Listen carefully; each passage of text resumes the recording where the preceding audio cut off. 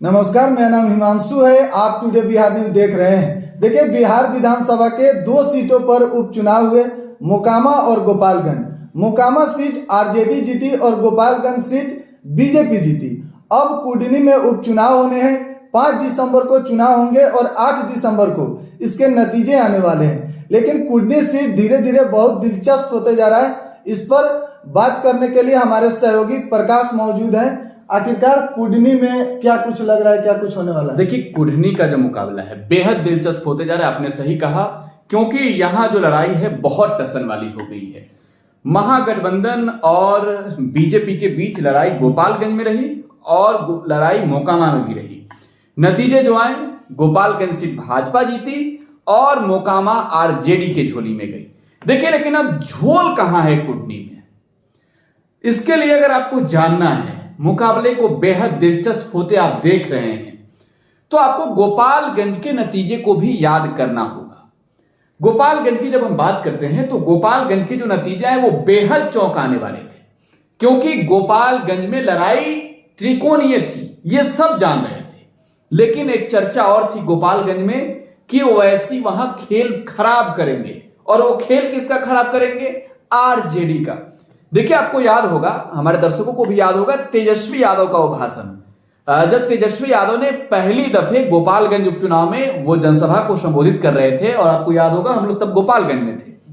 हम लोगों ने उस दिन तेजस्वी यादव से बातचीत भी की थी। और देखिए, वहां तेजस्वी यादव ने कहा था कि कुछ बीजेपी का बी टीम सब है। ठीक है, वहां तेजस्वी यादव ने कहा था गोपालगंज में कि कुछ बीजेपी का बी टीम सब है, उस सबसे बच के रहिएगा। अब देखिए, वहां बीजेपी का बी टीम वो अपने मामा को ही नहीं, असदुद्दीन ओवैसी की पार्टी एआईएमआईएम को भी कह रहे थे। लेकिन अब जब नतीजे आप देख सकते हैं, 1700 कुछ वोटों से हार हो गई आरजेडी के कैंडिडेट मोहन गुप्ता की। देखिए, अब बात हम लोग कर रहे थे गोपालगंज के बाद अब कुडनी की। कुडनी में चुनाव हो रहे हैं, और अपने दर्शकों को यह भी बता देना चाहेंगे कि कुडनी के जो सिटिंग एमएलए थे 2020 में, डॉक्टर अनिल साहनी, उनकी सदस्यता खत्म होने के बाद जो है यहां उपचुनाव हो रहे हैं। उन पर घोटाले का आरोप लगा, और जब सजायाफ्ता हो गए तब उनकी सदस्यता खत्म हो गई। देखिए, दिलचस्प होने की बात लोग कह रहे हैं, इसको दिलचस्प बनाया किसने? कुडनी का रंग इतना आसान किसी के लिए भी नहीं रहा है। आप देखेंगे, वहां जेडीयू भी चुनाव जीती है, वहां भाजपा भी चुनाव जीती 2015 में। 2020 में भाजपा एक कैंडिडेट को आरजेडी ने पछाड़ दिया। 2015 की जो लड़ाई थी बहुत टसन वाली लड़ाई थी। हिमांशु, आपको बता दें कि 2015 में वहां पर मनोज कुशवाहा जेडीयू से लड़ रहे थे, और आपको याद होगा तब महागठबंधन बनी थी, नीतीश कुमार महागठबंधन के नेतृत्व कर रहे थे। मनोज कुशवाहा को हरा दिया केदार गुप्ता ने। अब वो केदार गुप्ता है, जरा समझिए केदार गुप्ता के बारे में। वो केदार गुप्ता हैं जो भारतीय जनता पार्टी से लड़े 2015 में महागठबंधन को, जिन्होंने हरा दिया। तो इस बार 2022 में जब महागठबंधन बनी है उपचुनाव में, तो 2022 का रन भी आसान अब महागठबंधन के लिए नहीं है। दिलचस्प इस मुकाबले को बनाते हैं मुकेश सहनी। आप मुकेश सहनी की चर्चा करना चाहते थे। देखिए, मुकेश सहनी के बारे में सब जानते हैं, वो सन ऑफ मल्लाह कहे जाते हैं, और निषादों की राजनीति वो करते हैं, अति पिछड़ों की राजनीति वो करते हैं। लेकिन आप जब गौर करेंगे, मुकेश सहनी का ये जो फैसला है, नीलाभ कुमार को उन्होंने टिकट दिया है। नीलाभ कुमार कौन है? भूमिहार जाति से आते हैं। नीलाभ कुमार भूमिहार जाति से आते हैं और साधु शरण शाही के पोते हैं। उनके बाबा भी वहां के एमएलए रह चुके हैं 3 बार।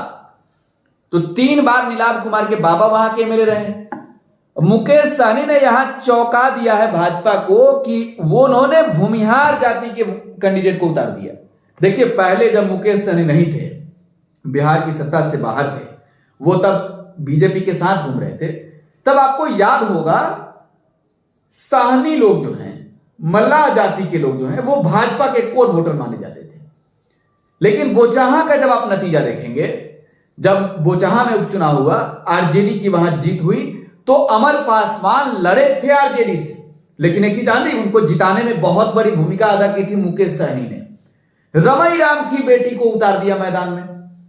और अब मुकेश सहनी अगर यहां भूमिहार को उतार दें, तो आप समझ रहे हैं ना निषाद तो वोटर को वो अपना मान ही रहे हैं अब, और वो जान रहे हैं। देखिए बोचाहा का नतीजा हमको याद है, और बोचाहा का वो पूरा ग्राउंड याद है। जब वो बोचाहा के रन में हम जा रहे थे लोगों के बीच, तो वहां की जनता, खासतौर पे वहां मल्लाह जाति के लोगों का काफी ज्यादा वोट है। वो साफ कर रहे थे हमारे नेता अजय निषाद नहीं है। अजय निषाद जो मुजफ्फरपुर के सांसद है, निषादों के नेता हैं, भाजपा निषाद के नाम पर उनको ढो रही है। लेकिन उन्होंने साफ कहा मल्लाहों ने कि हमारे नेता मुकेश सहनी है, और एक करीब फाइट मुकेश सहनी ने अपने बल पर दे दी थी वहां पर बीजेपी को, और धूल चटाया था। आरजेडी की जीत 36,000 से अधिक वोटों से हुई थी वहां बोचाहा में। तो यह बेहद दिलचस्प मुकाबला था, और यहां अब नीलाभ कुमार को मैदान में उतारकर मुकेश सहनी ने इस खेल को और भी दिलचस्प बना दिया है। जी अच्छा, एक सवाल है, मोकामा में मुकेश सहनी अपना कैंडिडेट नहीं उतारे, गोपालगंज में नहीं उतारे, कुडनी में ही क्यों उतारे हैं? देखिए कुछ खेला बिगाड़ सकते हैं? ठीक है, आप मोकामा की बात कर रहे हैं, आप गोपालगंज की बात कर रहे हैं। तो मोकामा में अनंत सिंह की पत्नी आरजेडी के टिकट से थी, और आरजेडी के टिकट से गोपालगंज से मोहन गुप्ता चुनाव लड़ रहे थे। और अगर आप सोचेंगे कि मोकामा में क्यों नहीं उतारा मुकेश सहनी ने, तो आपको याद करना होगा 2020 के चुनाव से ठीक पहले का बात है। हम वाद की बात कर रहे हैं, विवाद हो गया था। महागठबंधन का प्रेस कॉन्फ्रेंस चल रहा था। हम अपने दर्शकों को एक बार फिर से बातें बता देना चाहते हैं।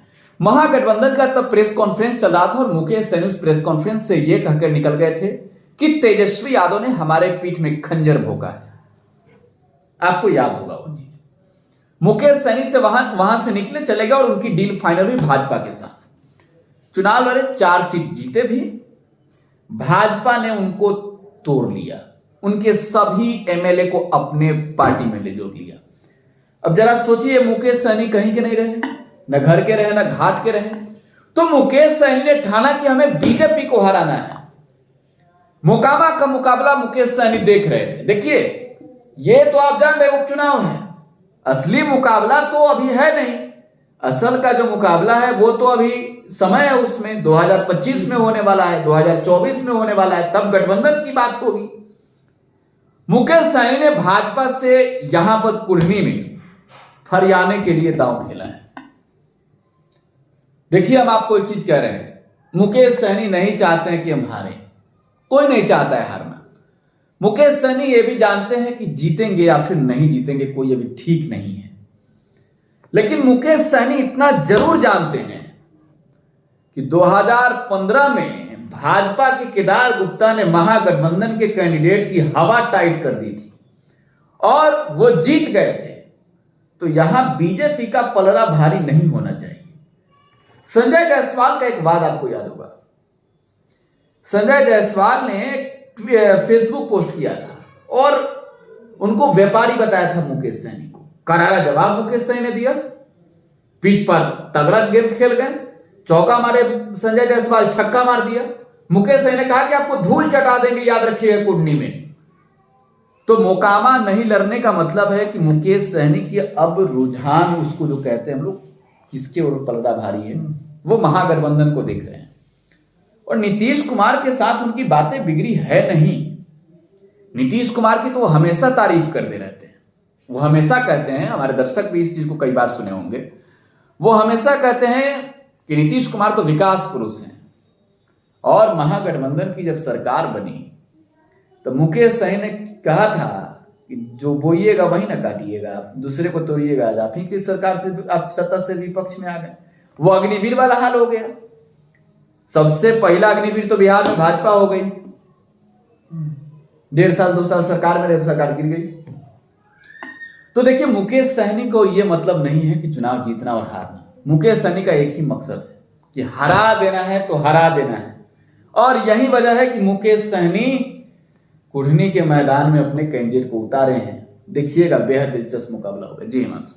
अच्छा, भूमिहार समाज से आने वाले नीलाभ कुमार को क्यों टिकट दिए हैं मुकेश सहनी? देखिए, हमने पहले चर्चा किया कि साहनी वोटर, मल्लाह जाति के वोटर, निषाद जो जाति के लोग हैं, वो मुकेश सहनी को अपना नेता मानने लगे। इस चीज को आपको मानना होगा। और एक चीज भाजपा बिहार के लोग नहीं, दिल्ली में बैठे अमित शाह और जेपी नड्डा भी जानते हैं। अमित शाह और जेपी नड्डा को ही मालूम है कि बिहार में मल्लाह जो है वो अब मुकेश सहनी को नेता मान चुकी है और हमारे पीछे घूमने वाली नहीं है। कहा था ना मुकेश सहनी ने कि हमारी डील किससे होती है पता कर लीजिएगा, संजय जायसवाल को कहा था ना, और कई बार वो कह चुके हैं हमारी बात सीधे ऊपर होती है, ऊपर का मतलब अमित शाह। तो ये देख रहे हैं कि भाई मल्लाह वोटरों को तो अपने और समेटिए लेंगे, आरजेडी लड़ती तो भूमियारों के नाम पर खेलती। यहां जेडीयू लड़ रही है, नीतीश जी को हर हाल में जिताना है, और अगर नहीं जिताना है तो कम से कम अपने पार्टी का भी औकात दिखाना है। जीत हार का मुकाबला है तो बेहद दिलचस्प मुकाबला आप कह रहे हैं और हमारे दर्शक भी समझ रहे हैं। नतीजे तो 8 दिसंबर को आने वाले हैं, लेकिन भूमिहार जाति से आने वाले नीलाभ कुमार को टिकट देने का मकसद एक है, तुम मुझको न चाहो तो कोई बात नहीं, तुम किसी और को चाहोगी तो मुश्किल होगा। भाजपा को रन में हर हाल में पछाड़ देना है जी। यानी कहीं ना कहीं महागठबंधन को जिताने के लिए, देखिए महागठबंधन को जिताने और हराने की बात नहीं कर रहे हैं। इतना जरूर जान जाइए कि मुकेश सहनी के मैदान में उतरने के बाद, नीलाभ कुमार के मैदान में उतरने के बाद जनता अपने मत का इस्तेमाल 5 दिसंबर को करने वाली है। लेकिन इतना स्पष्ट जान जाइए कि महागठबंधन की ताकत बढ़ी है भाजपा के खिलाफ लड़ने के लिए, और इसका नतीजा आप देख लीजिए ना, भाजपा नेताओं की बेचैनी बढ़ी हुई है जी।